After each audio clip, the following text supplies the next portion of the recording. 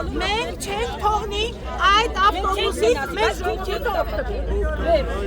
ոտքով դնել։ Կոտայքի մարզի Պրոշյան եւ Քասախ գյուղերի բնակիչներն այսօր փակել էին Երևան-Աշտարակ ավտոճանապարհը տարածքային կառավարման եւ ենթակառուցվածքների նախարարությունից պահանջելով չեղյալ հայտարարել Պրոշյան-Երևան ուղևորափոխադրումը մուլտիտրանսպորտ ՍՊ-ին պատկանող թիվ 277 միկրոավտոբուսով իրականացնելու որոշումը։ Ուսանող երեխեք ունեմ։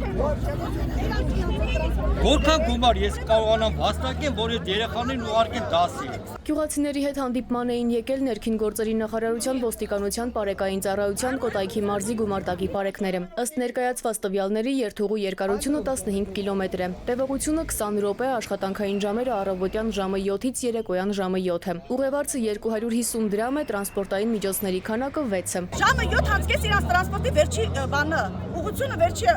ժամը 7:30։ Մինչ օրս Երևանի հետ կապը Պրոշյան Ավան-Զեյթուն ուղեգծով ապահովվել է Երևան տրանսպորտ փակbaşնետիրական ընկերությանը պատկանող թիվ 25 երթուղիով։ Պրոշյանցիները վստահեցնում էին, որ ոտքով կգնան, բայց չեն օգտվի նոր ավտոբուսներից։ Գնալու ենք տրանսպորտի փոխնախարարի մոտ հանդիպման այս հարցի լուծման համար, եթե այս հարցի լուծումը իրենք